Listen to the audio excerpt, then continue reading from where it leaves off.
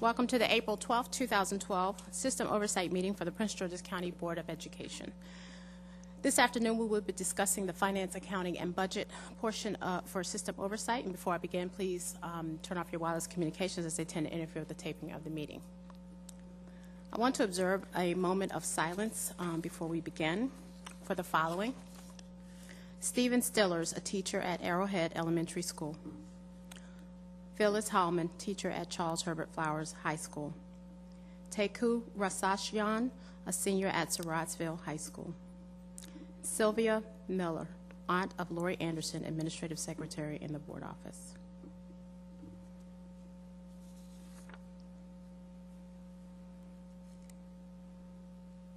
Thank you for that moment of silence.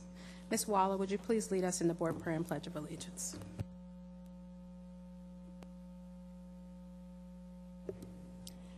O God, we pray to administer that which is just in all educational policies, being ever mindful of your guidance, steer us to action with love, wisdom, and understanding. Amen. I pledge allegiance to the flag of the United States of America and to the republic for which it stands, one nation, under God, indivisible, with liberty and justice for all.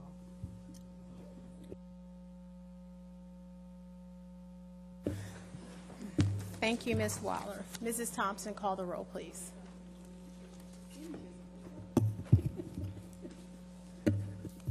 Mr. Armwood?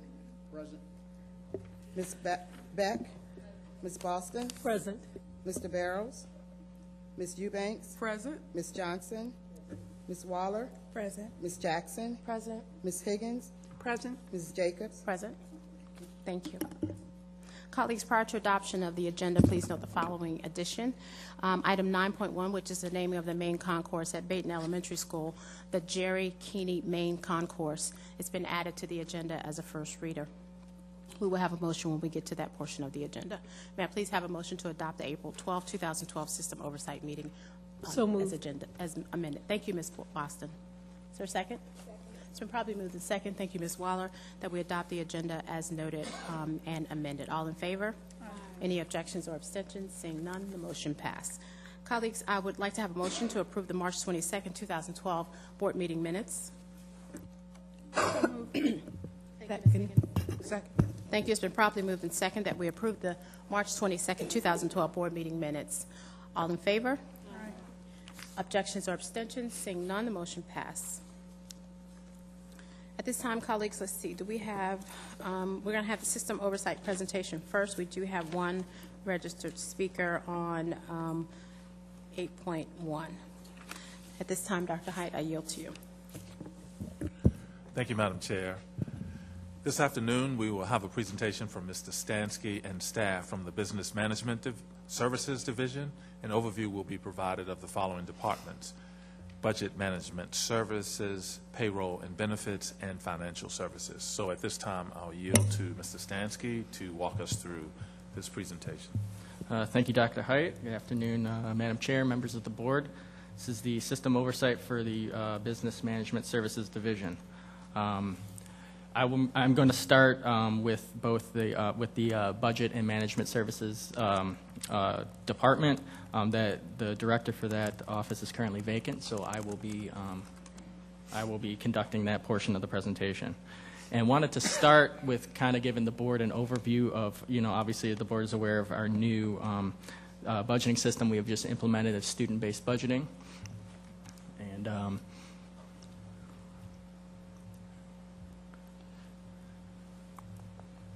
And really, we implemented it to help and really are structuring how we budget around the priorities that are listed here in the district for FY13, which is funding student needs, supporting employees, innovation, and fiscal stability.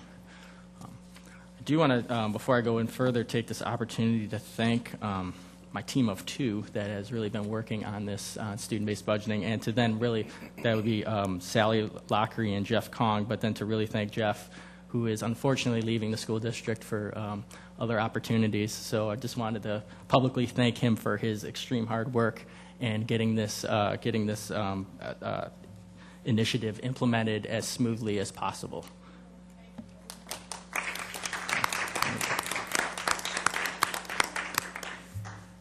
Jeff, they're asking for you to stand real quick.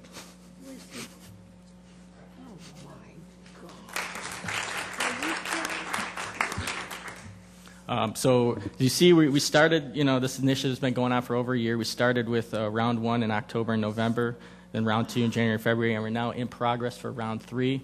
Budgets are being submitted to our office as we speak.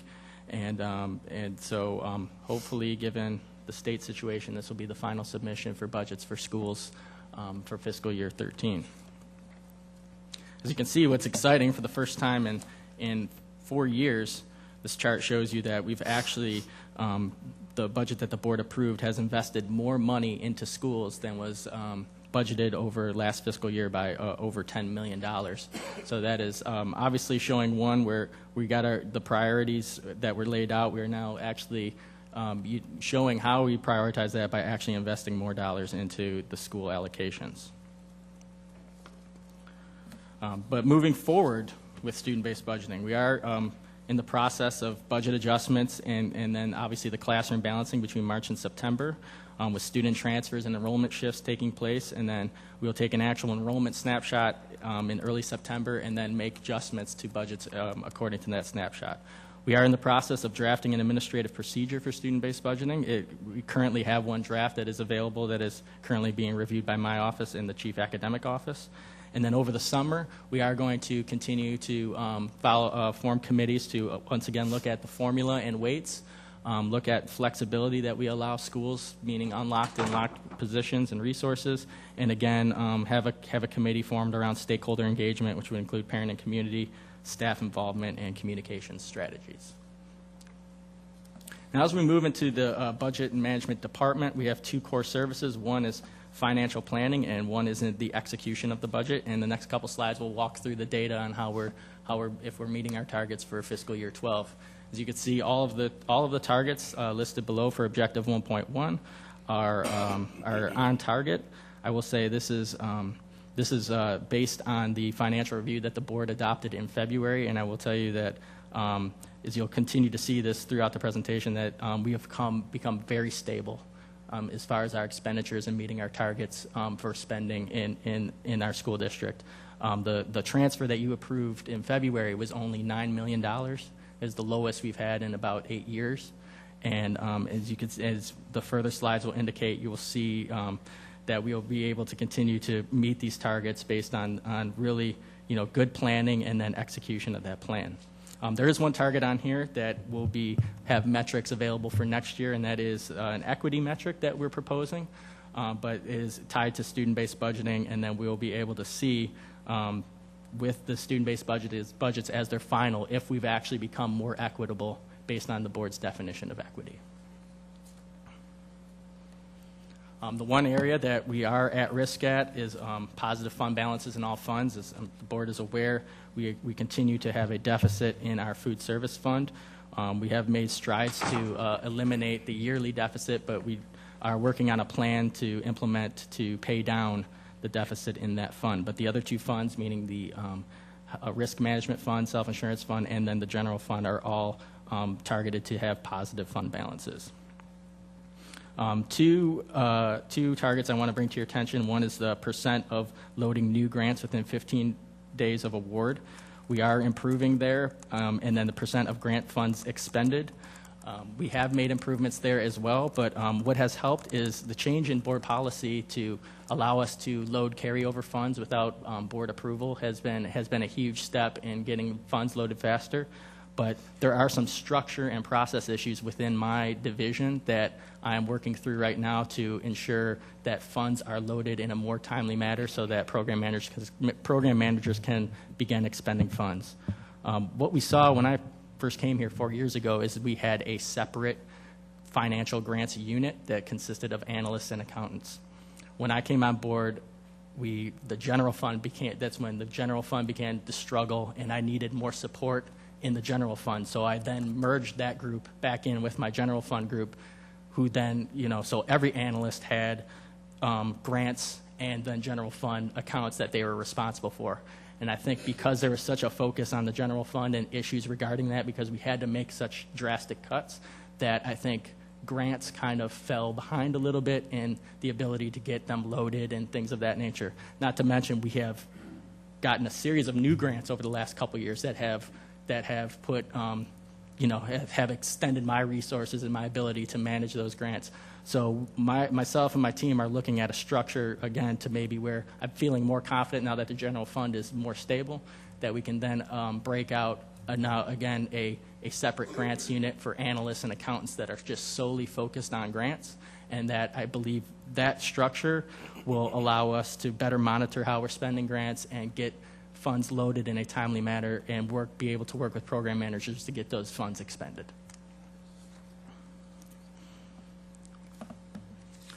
This next slide indicates how spending through major state categories is going through. This is through the month of February, and as you can see, we've spent roughly total 60% of our budget to date, which is will fall at that pace. We'll go into rather 97, 98% probably of total expenditures, and really every function is moving along fairly well. And I really don't anticipate we'll do one more financial review, but that may have some minor transfers, but.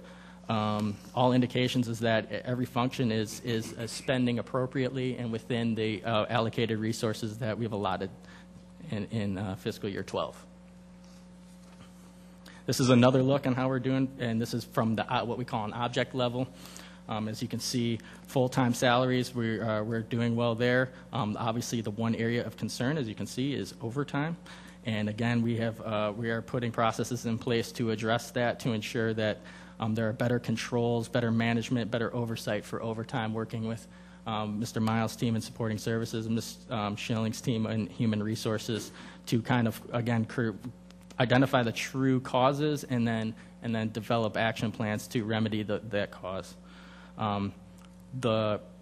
Where we're doing very well, where we've implemented controls over the last couple of years, is expenditures on temporary employees and expenditures on substitutes. As you can see, we've only spent $13 million to date in substitutes. That is down about 40% from where we were last year and down about 60% from where we were 2 years ago.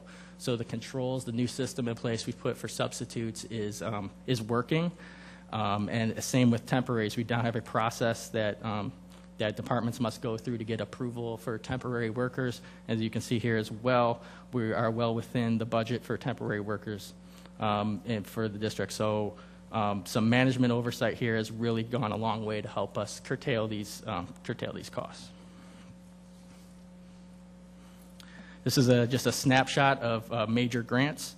As you can see, for the most part, most of them are on pace to be spent to near completion. And with all of these, if they aren't, most of them are, especially the federal entitlement grants, are 24-month grants. So the ones that for the money that's not expended by June 30th, we will carry that funding over for another year, so that schools and/or offices will be able to expend all those grant funds by the allotted time frame from the federal and state governments. And with that, Madam Chair, that concludes the budget and management services portion. Do we want to do questions after each department? Yes, I think we do. Colleagues, any questions on this section? Ms. Johnson? Mr. Stansky, I'd like to begin with your last statement first, which was my first question about funds that have a time frame, a year or 2 years, getting to zero, so that the money is expended in an appropriate time frame. And could you elaborate a little bit more about your office and how you monitor that the outflow, the expenditures, are matching whatever the needs we identified that it would go to, that they're being expended properly, and also the reverse of that, no overspending. So if you could speak to that piece, please.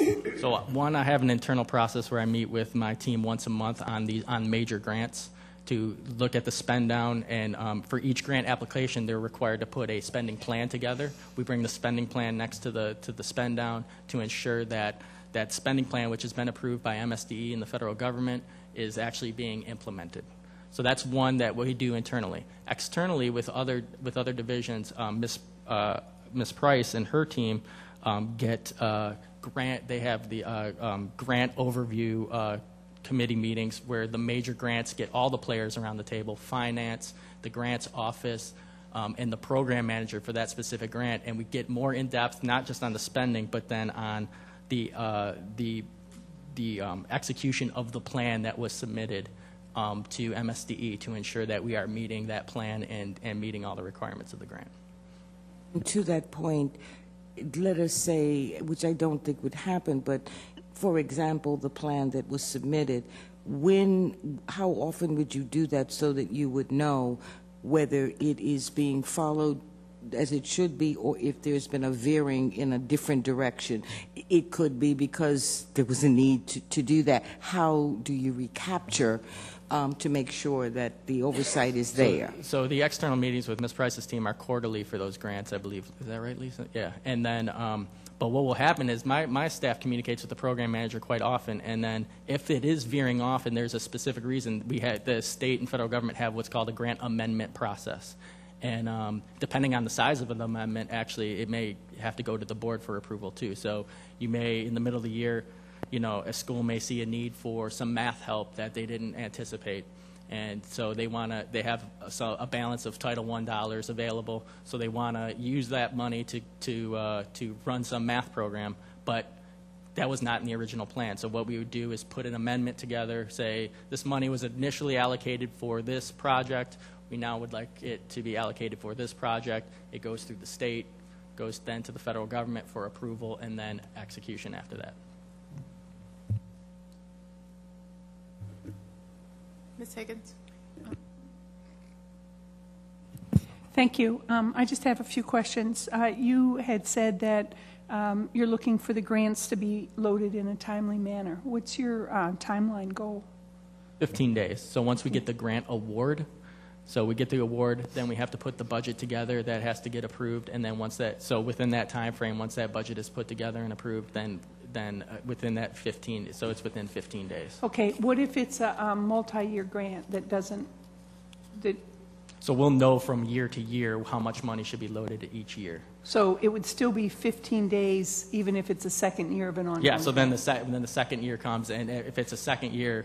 And if it's a multi-year grant, let's say the Wallace grant, we know right away on July 1st what year two will look like for Wallace. So on July 1st, that money will be loaded with all the other general fund monies. So the expectation would be, or the goal is for it to be then the grants loaded by July 15th. Yeah. So well, for the carryover. Now the issue with title, like the multi-year grants from the federal government, the issue is, so for instance, your Title I budget is not approved by the state until the master plan is approved, which is in the September-October timeframe. And so what we do is we load a placeholder budget so they can begin spending the Title I money, but then adjust that once the state then approves the Title I budgets. So Title I funding, for example, then wouldn't have a delay even of 15 days? No. So we would load the carryover, but two, that new appropriation of Title I funding would be we load what's called a placeholder until we get official approval from MSDE that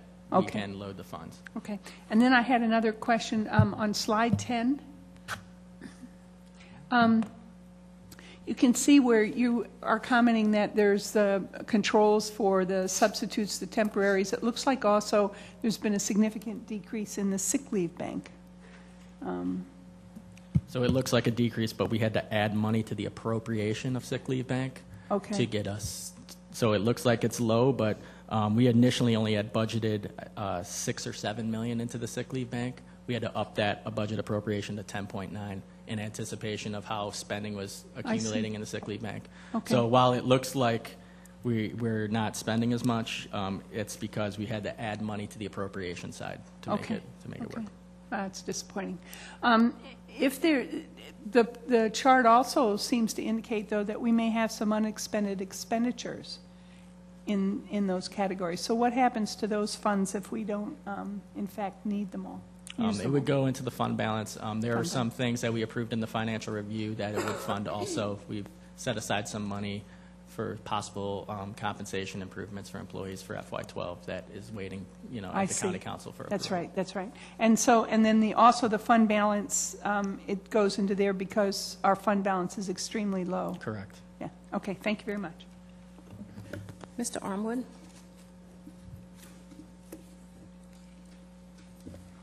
Thank you. I see on the same slide, number 10, overtime has gone over estimate of budget. What is the cause, and what departments is that overtime coming from particularly? It's mostly in the supporting services area, transportation, maintenance, things of that nature. Have you identified specific events or causes for that overtime? We have, for transportation, we have a high absenteeism rate, so we have to do double runs a lot of times. And events, weekend events, things like that. And with maintenance, it can be emergencies, boiler breaks, or what have you, that can cause it. So we have a group together that's really looking at specifics, and to then try and remedy that. So obviously, a lot with the transportation task force, we're hoping to address with how we're structuring transportation to address some of these costs. Yeah, I was concerned and surprised considering how favorable the weather has been, which I thought was the primary concern of most of our overtime. So in spite of that, we still weren't able to budget for overtime appropriately. Okay. Yep. Thank you. Ms. Beck? Mr. Scan, also on slide 10, I think it would be helpful if there was a column for FY 2012 approved, so that we could... It shows the adjustments. Right. Gotcha. Right. Thank you. Thank you, Mr. Stansky. You can move to the next section. So the next department will be the payroll and benefits department, and I hate continuing to bring you bad news, but this will be the last system oversight for Dr. Dennis Hirsch, as I'm he sorry. is. I apologize. I missed, I didn't see the buzzer for one of my colleagues for this section. Ms. Eubanks? Dennis, not quite And Ms. yet. buddy. Boston? Hi. One of my questions, I think, is on slide 9. And can you explain to me what community services is and what exactly falls under that community service? That is all the expenses for renting out facilities on the weekend.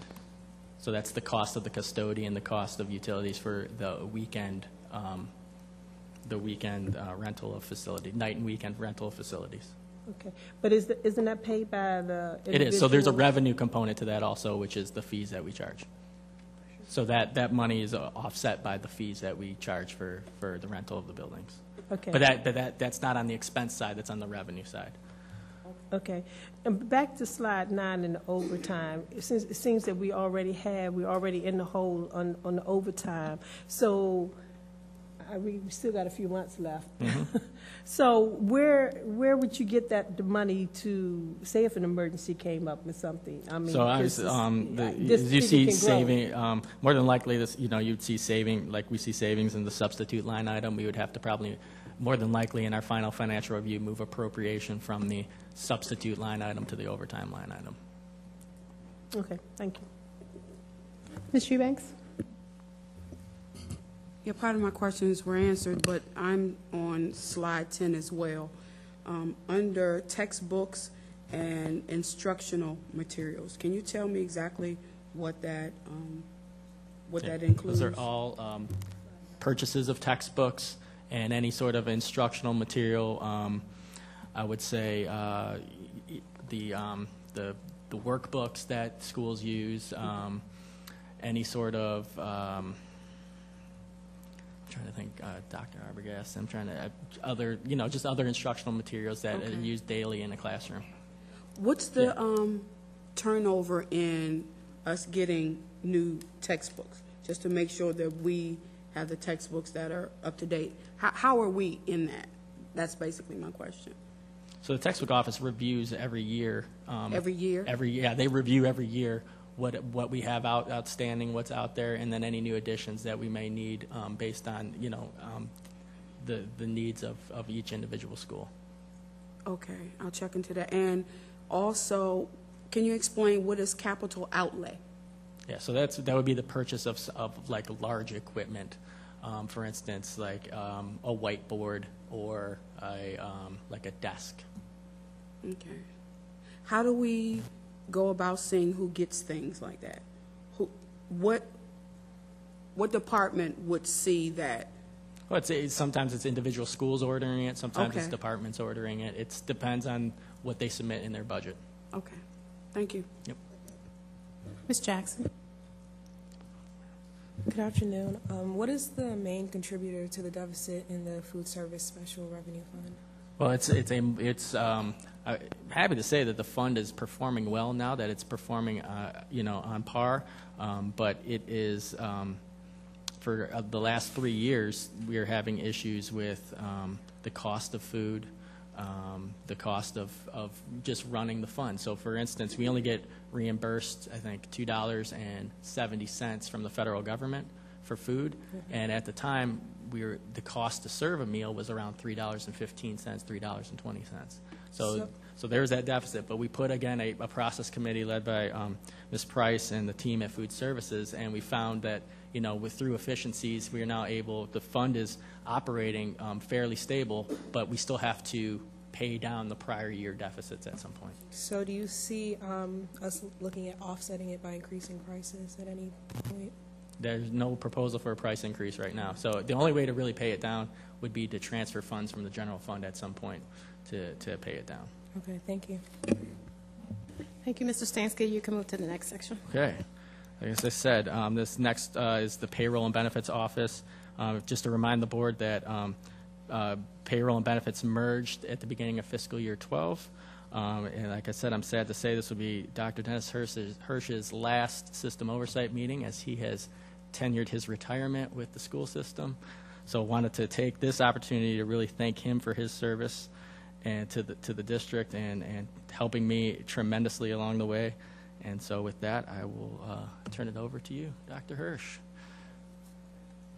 Thank you, Mr. Stansky. I started in the school business in 1966.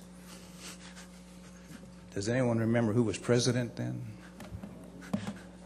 Johnson? Yes, Mr. Lyndon Baines Johnson from Texas took over after President Kennedy was unfortunately killed. So it's been a long time, and I've enjoyed practically everything. There's always been some moments from time to time. I need to tell you about a moment here in Prince George's County Schools, because when I started here about 6 years ago, in the early weeks of school and in almost all summer long, we were handing out paychecks on Friday afternoon and evening in this room right here. And we don't do that anymore. So although that may seem like a slight thing to somebody, to us working in payroll and to me driving home on 301 every Friday night saying, what in the world is this all about? That's a big step. There aren't too many people on the executive cabinet or even the board that would recall that. But we did take care of that. Anyway, we did merge the benefits office with the payroll office. Primary motivation for that is now we have everything that shows up on the check in the same department. You got your deductions on one side of the check, you got your payments on the other side of the check. So it's all in one area, and we've got the people on different teams. They're all mixed now, benefits employees and payroll employees on teams, and we're just about ready to finish that merger part up. But they're all sitting next to each other, and they can all deal with these issues that show up on the check every other Friday all together. So that's been a big step. On the first slide, you see the core services, correct and on-time pay, fiscal accountability. There were 3 of those to begin with. We added another one, the benefits deductions, which we're working on down towards the bottom. And competitive benefits, we want to make sure that our benefits program is competitive with all the surrounding jurisdictions, and that is one element that hopefully attracts and retains employees, highly qualified employees. So we added that one, and we just decided to add one more, long-term leave rate. We have a lot of people, I shouldn't say a lot, but we have a number of people out on sick leave banks, leave of absences, FMLA leave, and those types of things. And we're trying to figure out how to reduce that or assist the folks back into the work spot as much as possible. So we've developed, we have the idea of what that rate is and how we will measure it, and it will be similar to the correct and on-time pay and the time card approval rate. So all of the objectives and the core services are listed there. Next slide, please, Matt.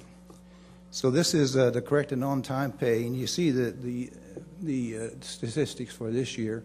Our goal is 99.6, and we're chugging along at about 99.5 right now, year to date. We're in the time of year where we pick up real good speed, so we think we're on target to meet that 99.6 rate. And we do shoot for 100, as the question was asked a time or two. But there are a lot of variables out there on this one, and so there will be days, there will be time pay periods in the future that will hit 100. To try to hit 100 for an annual rate will be very difficult, but because of all the variables that are out there. I did include in this one a longitudinal comparison from 2006 and 07, so you can see where we're coming. The trend line is in red, so it continues to be upward, and I think that's a significant part. And the variations from semester to semester and summer are smaller now, so that's a good sign. So correct and on-time pay will continue to improve. Next slide. This is the time card approval rate. We have about, with the substitutes and temporaries, we have about 20,000 time cards that have to be approved by our different managers throughout the schools and offices every pay period. So we began measuring this again back in 2006 and 07, and it was pretty low at the time. We made some major structural changes along about midway there, and now we're performing in the upper 90s almost all of the time. On the averages, we hit a little low spot in the summer. With the summer school, it's not quite as smooth, but much smoother than it has been. So the target is 92%, and the year to date so far is 95%. So that puts us in pretty good shape to meet that target. Next slide, please. So the core service on this one is a tax penalties rate, or the objective and reported audit findings rate. This is tied in with the fiscal accountability. There were earlier times in my tenure where we had some fairly significant tax penalties. Now we're where we want to be, with 0 for the last number of months. And actually we had 4 small ones in FY11. We're at 0 for FY12, and so we're on target there. The small ones in FY11 amounted to $3,318, and 0 for the FY12 year. And then under reported audit findings, these are the major external audits. When we came here, we had a number of those that were related to payroll processing. And in the last few years, we've had 0, and that's what we intend to work on. Now we want to drop back and do a little bit better on some of our internal audits, too. So we may end up in adding on an objective or a measurement there. And then we're adding one for fiscal accountability, and that's the long-term leave rate and the correct and on-time benefits deduction rate. That's the next slide. So there are no statistics yet because we just took that over this year, and we're developing those statistics. So we're adding correct and on-time benefits deductions. Oftentimes some benefits get dropped off and off of a check, and then we have to go back and do a catch-up the next pay period. We don't feel like that's the right thing to happen, so we know how we want to measure it. Now it's really trying to compile all the statistics, and then we want to create a matrix where we compare ourselves on our benefits program to other school districts around us. And then we just added one, and that's the long-term leave rate. So all those are under development this year, and ideally they should be off and running next year. And then this just tells you a little bit about who's in charge. We've got some supervisors in charge of those. We do a lot of technical assistance to schools and offices with time cards and pay, correct and on-time pay. We do a lot of testing and a lot of reports. The testing and the reporting, back about 6 years ago, we weren't doing a lot of that, and that is specifically targeted in my mind as what has allowed us to improve our processes. So you see that intermixed throughout those drivers, a lot of testing, a lot of reporting, and some technical assistance. And the final slide, please. So this just lets you know a little bit that there is a lot of collaboration, a lot of cooperation with different offices, like technology, schools and the offices where all the time is kept, And accounting we have to collaborate a lot with them. And then other school districts when we start trying to compare our benefits programs to their benefits programs. And if you have any questions, I'd be glad to respond to them. We do, Mr. Hirsch. I want to first thank you also for your service to not only Prince George's County, but obviously education. And in 1966, I wasn't even thought of, so 1967 would be my year. But I really do appreciate the work that you've done in our school district, and I'm sure Mr. Stansky hates to see you go. And I do remember, even though I'm 44, when I was 15 and they used to pass out the checks. So it was pretty antiquated just 6 years ago to be passing out hand checks at that time. So thank you so much for your service. We really do appreciate what you've done for us. Thank you. It's been my pleasure. Absolutely. Thank you. Can we go to page 16? I just wanted to, what stood out for me in terms of the competitive benefits matrix that's going to be rolled out. Have you all considered, or have you decided yet what those factors are going to be? So in other words, what I'm looking for is if you're comparing benefits across other school districts, I'd like to make sure that we're doing apples and apples, and that may not always be the case. But so, for example, are we talking about a third-year teacher in jurisdiction A, what they're making as opposed to a third-year teacher in our district? And then I'm wondering if we're, in other words, comparing the requirements in one district to another, knowing that the state of Maryland has pretty much the same requirements for teaching, but are we actually, how are we going to do that? How are we going to do that comparative analysis? It sounds to me like you're asking more about the compensation for our employees, which would really be in the HR division, and they have an office for that. Oh, so it's only and I do know that they do look at that. I don't know if it's formalized or anything like that yet. I'm talking about the insurance and retirements. Just the benefit side yes, of it, yes. not the salary side. Right. Okay. And even the benefit side of it, that's a difficult matrix. We did start that earlier this year when we had a little more time, when we were looking at the dental program, and we looked at all the districts around the District of Columbia, north of us and south of us, and across the rivers, ones that would compete for the same types of employees and the same group of employees that we would compete for. And we did fairly well with the dental plan, and we're expanding that now into the health insurance and the prescription insurance and to the vision plan. Okay, so it's not just, it's just benefits, it's right. not salary. Mm-hmm. So yeah, I've heard that dentists in this area look for Prince George's County Public School people because supposedly it's the best dental plan around. It was quite good then when we started looking at it, and it's still probably the best one. But that's what I've heard. We've trimmed it back a little bit. Mm-hmm.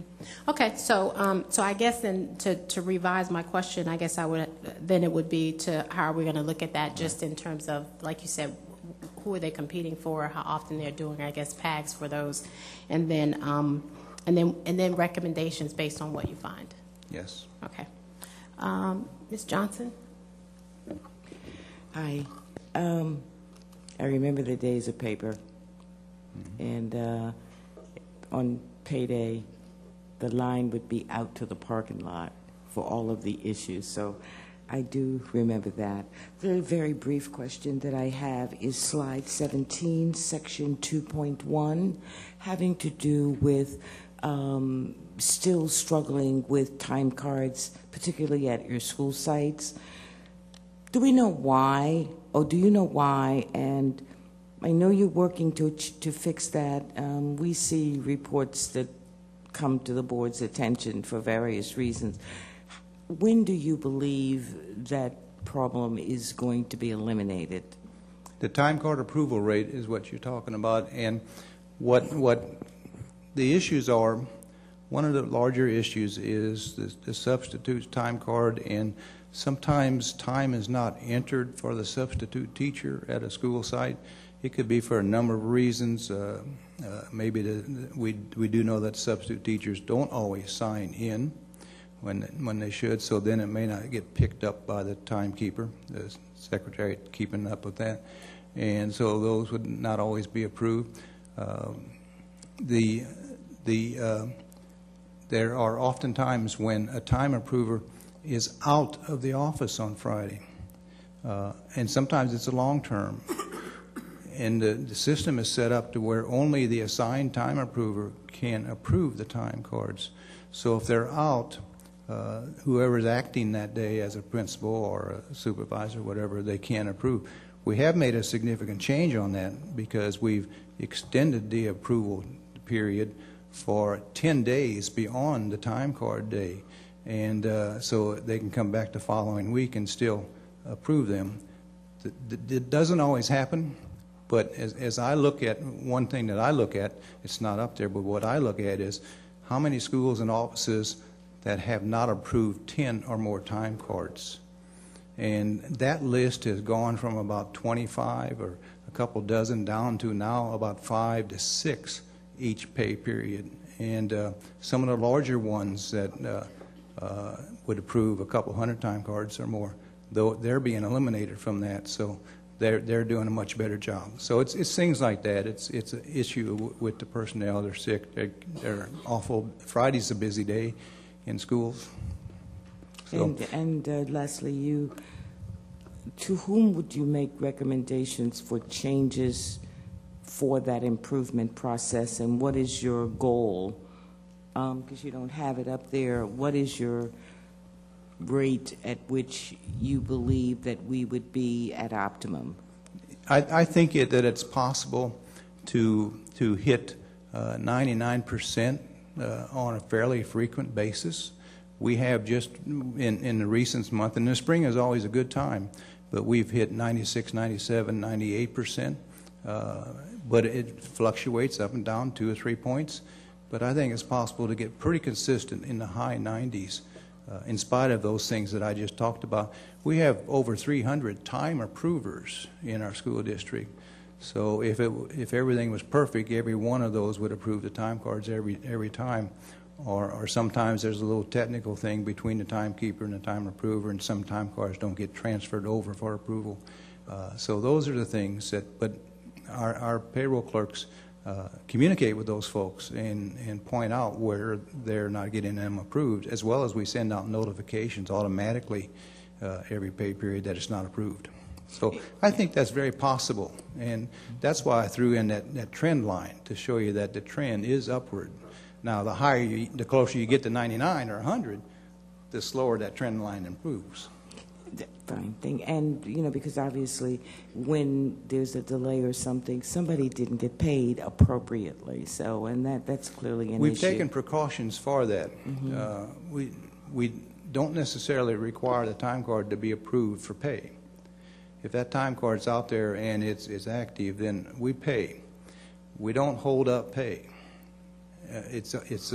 That's a much higher risk from our part, holding up pay, and causes more problems. And if we have to go back and perhaps correct the pay, we can correct the pay. Which also has its issues with it when you have to do a pay adjustment. Sure. Negative, positive, who's going to complain? But a negative pay adjustment is an issue. We do that, and that's been going down too. As these statistics go up, all those issues go down. Mm-hmm. And so it's kind of related. We don't have as many overpayments anymore. We don't have as many pay adjustments anymore. I don't have a statistic on that, but I feel it because I review those 1/3 of those pay adjustments, and a couple of supervisors review the other 2/3, and so we feel that going across our desk. Thank you. Thank you, Ms. Johnson. Colleagues, any other questions or comments on this section? Seeing none, thank you so much. Thank you. And then next, kind of going the opposite direction, I'd like to introduce you to Mr. Wayne Upshaw, who joined the team back in October. And so this is his first crack at the System Oversight meeting, and he will be going over the Department of Financial Services. So, Mr. Upshaw. Yes, thank you. As you can see, this matrix outlines the strategic alignment for financial services. There are 4 elements: financial accounting and reporting, accounts payable, cash management, treasury operations, and risk management. Next slide. Here you can see for the finance and accounting and reporting dashboard, that we're on target to meet all of our strategic objectives. And I did want to note that we just, the District of Columbia, as a courtesy, conducted a peer review of our operation, and they were quite impressed with our structure. They did point out some opportunities for improvement. We reviewed them. We had a closeout session with them yesterday that I led, and we're in the process of incorporating those improvements in our operations. So that bodes well for our ability to further meet our objectives in the future. Next slide, please. Once again, this is accounts payable, and just like financial reporting, we're on target to meet our objectives. You can see that the survey, we're still in the process. It's my understanding we're still going to conduct the survey. It would not be reported out on a monthly basis. That would be an end of the year look back at customer satisfaction. The next time we speak, I should be able to give you some results on that. Next slide.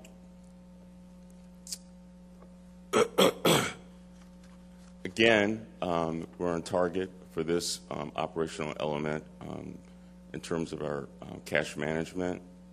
As you can see, we are exceeding expectations with respect to our return on investment by a factor of 400% above the benchmark. I don't think we're going to be able to sustain that level of excellence, but I believe we are far outdoing comparable jurisdictions in this area. Next slide. Okay. Again, we are meeting expectations. As you can see, with the percent of receivables greater than 60 days, we're better than we were last year. We haven't yet reached our mark of our target, but at the same time last year, we were 25%. So being at 19 leads us to believe that we will come in and meet that particular objective also. This is risk management. You can see that with respect to claims processed in 1 month, that's at risk. This particular performance metric, in my opinion, was misspecified because there was really, once you missed the mark in November, you were never going to be able to be at 100% for the whole year. So in the future, this is going to be set at a level that recognizes the uncontrollable risk part. So I would think in the future, we'd be looking at a target of somewhere between 90 and 95% as opposed to 100%. With the reduction in claims, while it says that we're on target, I kind of doubt that we're going to meet that target because the performance metric, the reduction of 2.5% contemplated the implementation of a return to work program. While we're still committed to implementing that program, it's still under construction. It's our plan to actually roll that out next fiscal year. But that's something that we're putting together. We're doing assessment. We're putting together an implementation plan now. So, and that, I believe, would be it. If you have any questions for me. Thank you, Mr. Upshaw. I think I have one for Ms. Higgins. Thank you. I guess I wanted a follow-up question on your last slide, what your last statement was. Could you say it a little slower? Okay. About the fact that we can only the goal would be set at the early beginning of the year, and if we don't meet that goal, then could you amplify on that? Okay. This is with the percent of workers' compensation claims processed within 1 month. Okay. So as you can see, back in November, we only did 80%. That could be due to unanticipated staff absences. But once you're there, there's no way for you to recover. So you'll never be at 100%. Oh, I see. Okay. So that was, in retrospect, that probably was not, we weren't well served by that. That's kind of, there's stretch goals and then there are impossible goals. Okay, thank you, I understand. And Ms. Higgins, to address this issue, though, we are going to implement a 1-800 number. So instead of staff bringing in their claims to be processed by staff, they can call directly to Corvell and get the claim, get the claim processed, and then Corvell then communicates with our office about the claim. So it'll make the processing time much quicker initially. Okay, all right. And that's processed within 1 month. So the performance measure is that it's completed in 1 month, or that the contact is made in 1 month? Completed. Completed. Okay, thank you. Mm-hmm. Any other questions, comments?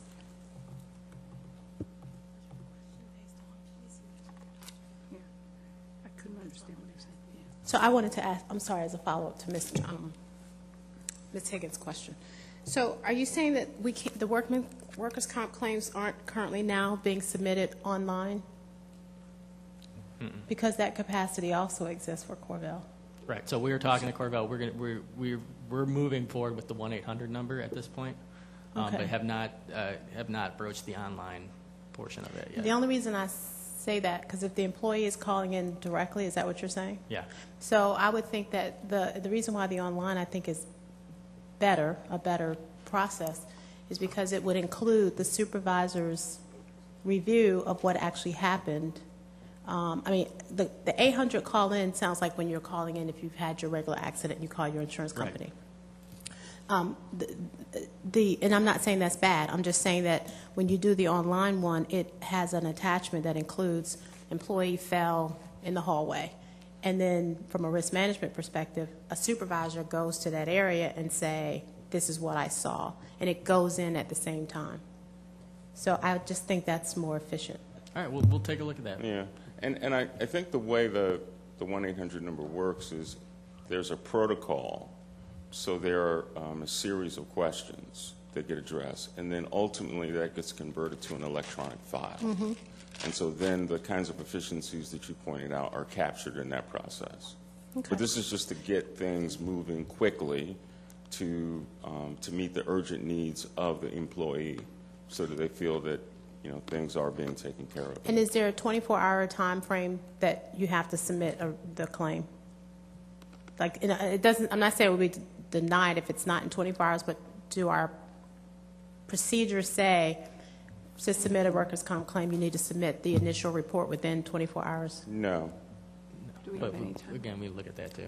What's the time frame now? I don't know. Off the top of my head, I don't know. But so yeah. I guess what I'm saying, and I'm only saying this. I can let you know. I mean, I'll get back to you in terms of what the requirement is for reporting it, but it wouldn't be 24 hours. So I would just look into that. I think if you look at a time frame by which the employee should be required to do a report, because it's fresh in your mind, it's the time that it happened, and then a supervisor's follow-up to the claim, so that there's more than just I call into an 800 number and have that. And then the reason I bring it up is because Corvell is also the county, it's the same risk management group, and they have it right now where, and for us it's required that the supervisor's report go in with it, and I just think that would be efficient and effective, and to have a time frame. If the employee submits something beyond that time frame, then Corvell just looks at it to see, it's not denied because of that, but there should be some stipulation that you can't go a year later and say I slipped and fell in a parking lot when without having, that's all I'm saying. Right. Okay. Sure. Thank you. And welcome, Mr. Upshaw. Thanks for coming. And so last slide, just to wrap things up, these are kind of some of the big things moving forward for the division for next year that somewhat will be reported on through metrics, and others would just be reported on as we go through. We are required to upgrade our Oracle system, so we are going to be in the process of upgrading Oracle to R12. We are also in the process of potentially procuring a new budgeting system that we would use. Right now we use a customized system from our IT department that is good, but has provided some challenges. One of the areas we are going to focus on is not just a asset management system, but a asset management process. So we have a team that's looking at that right now, and by July 1, we should be up and running on an implementation plan to update our asset management system. Going to really focus in the division on customer service this year, ensuring that folks get phone calls returned and emails returned in a timely manner. Obviously, working through a compensation reform, and then going to start taking a look at some big ticket cost items and get a divisional work group together that includes budget, accounting, and payroll to look at, and some departmental folks to kind of start looking at big ticket cost items as we always continue to strive for more efficiencies and improvements of cost savings so we can free up more dollars to get to our schools. And so with that, Madam Chair, that concludes the presentation. Thank you, Mr. Stansky. Colleagues, any further questions, comments, or concern? Mr. Armwood? Thank you for a good presentation. What are the new capabilities we're getting in our Oracle and IT system upgrades? Always hear upgrades, but what are we getting for the money? Supposed to be, more. We're going to get a briefing on it next Wednesday, but it's supposed to be more user-friendly, easier for non-financial people who have to use it But that, again, remains to be seen, so we do have to look at it. But the issue is Oracle will no longer support their old version as of next December. So if we don't upgrade, if something goes wrong, we will have the support to fix it. What are they charging us for this upgrade? A fair amount. I don't know off the top of my head. It's a couple $100,000, though, in that neighborhood. And Mr. Armwood, Mr. Watts is not here today, but he has all of that information. It talks about the benefits for the upgrade along with the cost associated with each. We can get you that information. Thank you. That concludes the questions from your, I'm sorry, Ms. Johnson? Oh, go ahead, Ms. Johnson. I apologize. Mr. Stansky, thank you so much for the food service. I am glad that you are pulling that out and looking at it, because Mr. Armwood and I, a couple of weeks ago, went to a presentation of new food offerings. Wonderful. They are really wonderful. And the students and there were a lot of them who tasted them. We need to do something about our food offering and how we are doing nutritional programs for our children, and the fact that we're not getting enough help through through Ag Department.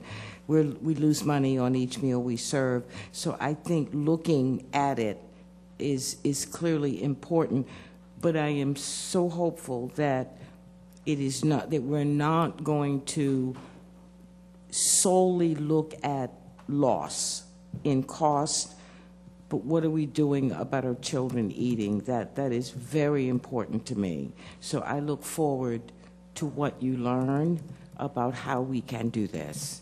Thank you. Thank you, Ms. Johnson. Thank you, Mr. Stansky, for your presentation. Dr. Haidt. Thank you, Madam Chair. So that moves us to consent agenda items, which there are none under 5.0. So then we move directly to budget consent agenda. Those are items 6.1 through 6.7. Thank you, Dr. Haidt. I want to yield to Ms. Beck for a question under consent agenda. I have a question on 6.6. How do you want me to just ask the question, or does that need to be pulled up? Okay, on 6.6, the parking lot upgrade for it's described as the Montessori, but I'm going to say Montessori French immersion since they're combined. Does this include the long road that gets to the school, that is a narrow road that a lot of times has parking, the overflow parking on either side? all I see right now is the parking lot upgrade. And I don't know if that includes widening that, the main entrance where parents are parking all the way down to Duval. Ms. Hathaway Beck, it is my understanding that this just includes the new asphalt and previous paving of the parking lot, not of the access road. Okay. Given that, what are we, this has been a ongoing problem, that the parking alone at that facility does not support the combined two staffs for the French immersion and the Montessori, and then when one of them holds a community event, it does not support the vast number of community that come out. And I know I have parked across the street in that apartment complex and then walked that main road towards the school. And at some point there was discussion about widening that or expanding the parking, not just improving the parking lot, but expanding the parking lot into some of the adjacent treed area. Not that I want to cut down trees, but I know that the community are getting tickets when they are parking down that main drag, and that's really not good for when we have community events there. That's correct, Ms. Hathaway Beck, and we are, because as you know, we've sent our safety officers out to do an analysis of that, and in as much as the current project, 6.06, was QZAB funding for the purpose of the parking lot only. It was not substantial enough to cover the access road. That would be more in the form of a capital improvement project, because that's a lot more significant than that. I do not know the estimate of that access road, widening it or addressing it today, but we can get that information and bring it back to the next CIP meeting. Okay. Okay. Thank you. Ms. Johnson? Ms. Hathaway Beck, thanks. I was going to ask, thank you so much for having that fleshed out. Just want to say I am very pleased about the upgrade at Glendale Elementary. For 4 years, my first 4 years as a board member, Glendale Elementary was in School Board District 1. I walked that property lots. I am so thrilled that the upgrade is going to include the water remediation, water retention remediation, and the swales at the end of the school drive area, parking area, and the fact, of course, there's no parking or sidewalks on either side. But I had a very good discussion with the office that is doing the management of this, and am very heartened. So I wish to thank Dr. Coleman Potter for and Mr. Keith Miles for making certain that the budget is substantial enough and appropriately targeted to get rid of that water, to do the upgrade, the undergrading and all that is going to be needed so that the parking lot can be fully utilized throughout the year, irrespective of rain or snow. And so I'm very pleased to hear that. And we also are not going to violate the water runoff laws for the county, which are brand new. So thank you so much for applying the appropriate amount of money to do that work. Any further comments or questions? Seeing none, may I have a motion, please? Move to accept. Thank you. Second. This has been properly moved and second that we accept the budget consent agenda. Item 6.1 is 6.7. All in favor? Aye. Any objections or abstentions? Seeing none, motion passed. Thank you, Madam Chair. That moves us to items under governance unfinished business. These are second reader items. The 3 items under unfinished business: Board Policy 5110, Public School Choice Transfer Option; Board Policy 5110, 8.3, transfer of students, and 8.3, Board Policy 5116, appeal process of student transfer requests. I will remind the board that these recommendations came through the Policy Review Committee and have undergone several revisions and have been reviewed by council, and they're submitted today for your approval. Thank you, Dr. Hyatt. Colleagues, we have one registered speaker under under this section, which is for Board Policy 5110, Public School Choice Transfer. For our registered speaker, you must speak on the topic for which you've been registered. The board will not address your comments unless necessary for clarification. At the sound of the buzzer, please complete the sentence that you're on only. You may not relinquish your time to a registered or unregistered speaker. We ask that you use titles rather than names, and your adherence to these processes will ensure that public comment moves smoothly. Mr. Khan.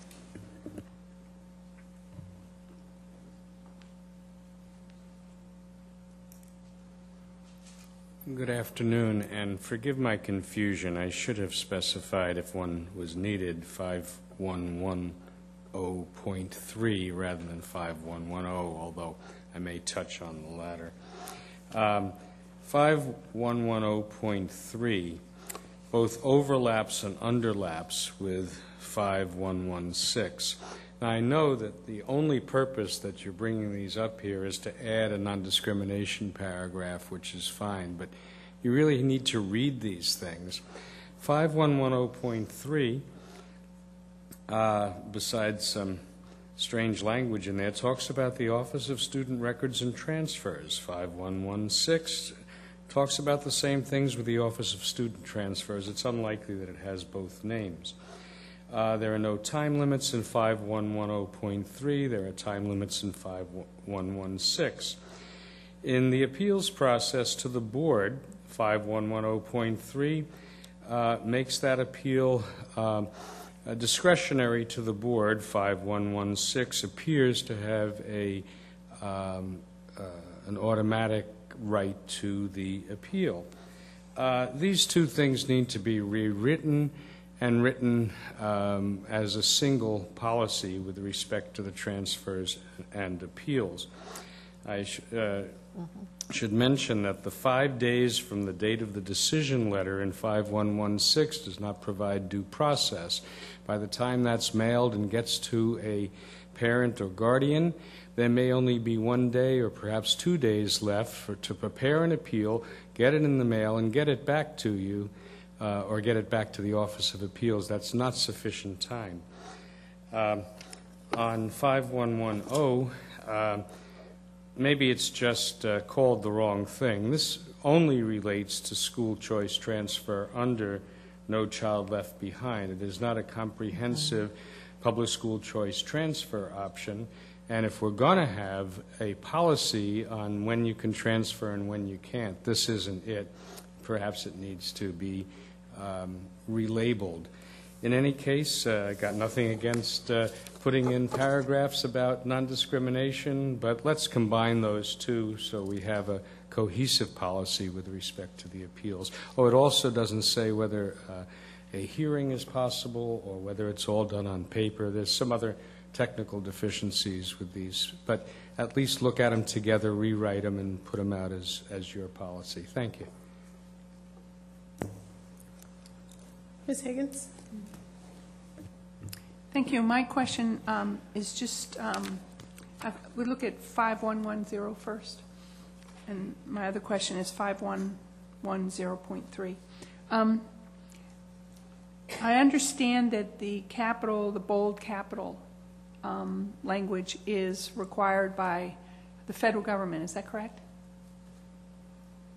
Yes, these changes stem from a review by the Office of Civil Rights and approval of the modified policies by the Office of Civil Rights. So the only change in these policies is what's in bold. Is that correct? The change in the policies is to reflect, well, for 5110 only. Yes, right. Okay. Is to reflect the exact language in the federal law, which begins with the second, well, actually the first paragraph and the second paragraph are all part of the federal law. Okay. So my question is, if at the end of the first paragraph, it says that we must give priority to lowest achieving children, is that sentence or that phrase in compliance with may not treat anybody differently? With the issue of the language giving priority to the lowest achieving children from low-income families, right, that is the exact language in both the federal code as well as the federal regulation. Okay. So that is the law. The next provision, the language in bold, goes to the protected classifications under anti-discrimination laws, of which low-income status has nothing to do with that. So we're talking about two different concepts. Okay. On the one hand, we have to give priority to lowest achieving children from low-income families, regardless of their race, religion, and all the other protected classes under the anti-discrimination laws. Okay. So the second paragraph really addresses that no discrimination based on race, color, or national origin. And those are the things that we are clearly putting into our policy in compliance with federal law, that those are protected, but we still can give priority to lowest achieving children from low-income families because that's not a federal law protected status. It is a protected status under the U.S. Code under the education laws. Got it. The other paragraph goes to generally anti-discrimination laws, which also are included in the legal authority cited, but in other areas such as Title IX, and as you know. So I was trying to put apples and oranges together, and they're apples and oranges. Well, I can understand, why you raised the question. I think it's a good question, but they are distinctive. All right. Then I think that answers the second one, 5110.3, which, to me, if somebody can appeal the decision of a transfer or lack of a transfer, then that would give the Board of Education discretion to evaluate the appeal. And I didn't understand then how we could how that fit with the second paragraph. But the second paragraph says that any appeal decision that we made would not be able to based on race, color, or national origin. If the appeal, in fact, was that I was denied a transfer based on my race or some other protected classification, then the board would address the appeal from that perspective. Right. If the appeal was filed from the perspective of I'm from a low-income family and I was denied the transfer, then that would be how the board. Okay. So it would depend on what the issues were.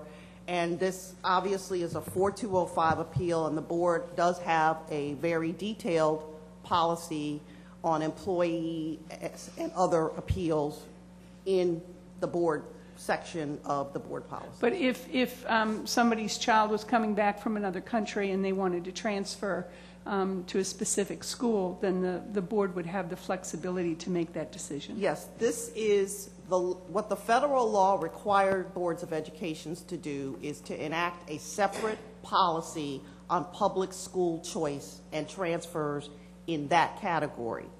Then we have the separate policy on transfers of students because, as you know, we have other processes for parents to follow, the lottery and other issues about transfers that you receive all the time. So they are not representing the same.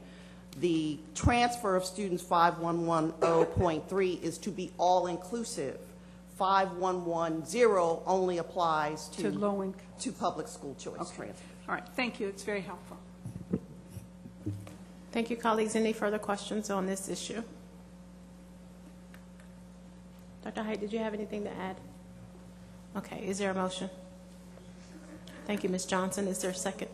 It's been properly moved and second to approve these items, excuse me, for under second reader. Any further discussion? Seeing none, all in favor? Aye. Any objections? Abstentions?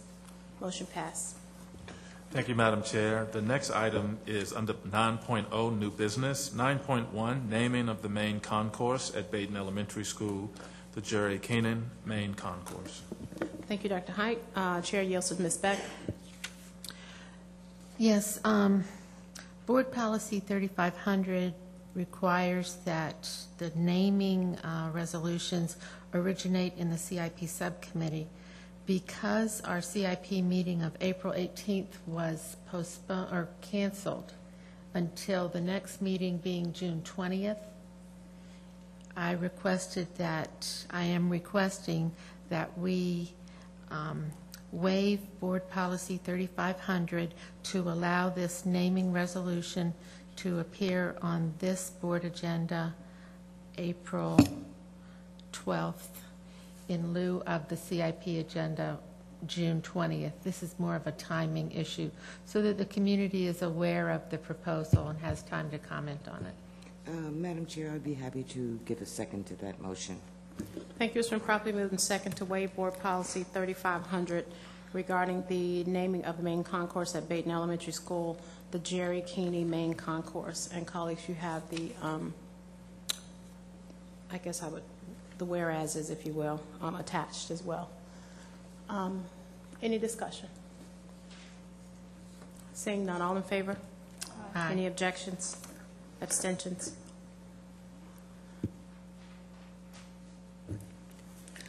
Okay, colleagues, may I have a motion to treat this item as a first reader?